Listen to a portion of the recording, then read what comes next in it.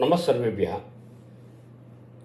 మనం ఇప్పుడు పరమరమణీయ ప్రాకృత శ్లోక అనేటువంటి శీర్షికలో ఒక భాగమైనటువంటి ఒక ప్రాకృత శ్లోకాన్ని నేర్చుకుందాం. నేను ఢిల్లీలో ఉన్నటువంటి భోగిలాల్ లెహర్చంద్ ఇన్స్టిట్యూట్ ఆఫ్ ఇండాలజీలో కొంతకాలం ఉండి ప్రాకృతం నేర్చుకున్నాం. భారతదేశంలో ఎన్నో రకాల ప్రాకృతాలు ఉన్నాయి. అందులో ఒక ప్రాకృతానికి సంబంధించినటువంటి ఒక శ్లోకాన్ని మనం ఇప్పుడు నేర్చుకుందాం. ఈ శ్లోకాన్ని హాలుడు రచించాడు. ఆయన రచించినటువంటి గాథా సప్తశతిలోది. ఇది పైశాచి ప్రాకృతానికి సంబంధించినటువంటి శ్లోకం. ముందుగా శ్లోకం చూద్దాం.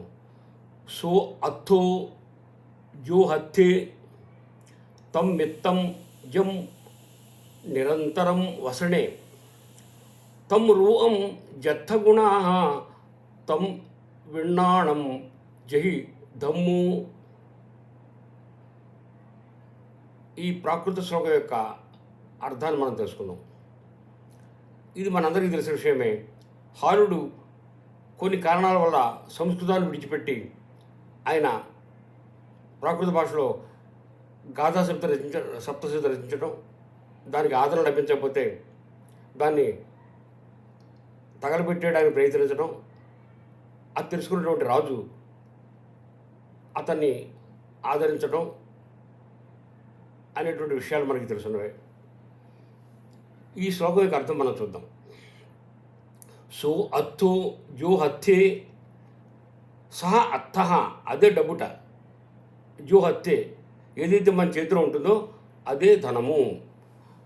అంటే మన చేతిలో ఉండేటువంటి ధనమే ధనము.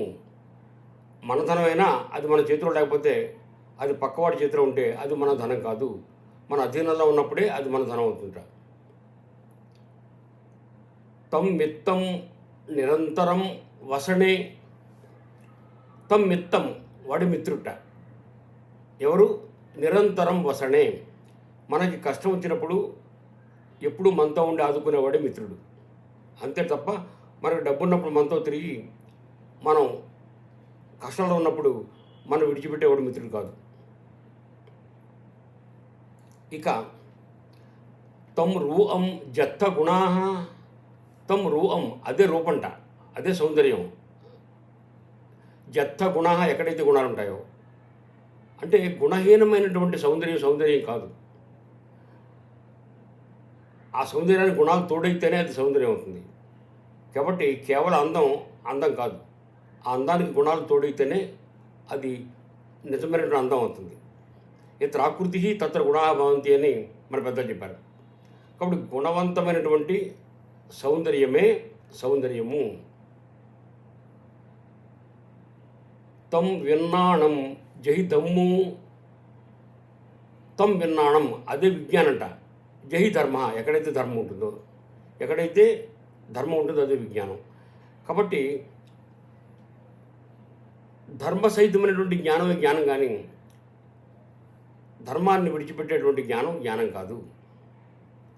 అందువల్ల ఈ 4 విషయాలు మనం దృష్టిలో పెట్టుకోవాలి. మన చేతిలో ఉన్నదే మన ధనం. మన ధనమైనా పక్కవాడి జేబులో ఉంటే అది మనది కాదు.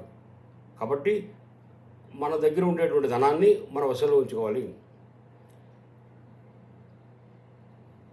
మనకు కష్టకాలాల్లో ఆదుకునేవాడే నిజమైనటువంటి మిత్రుడు.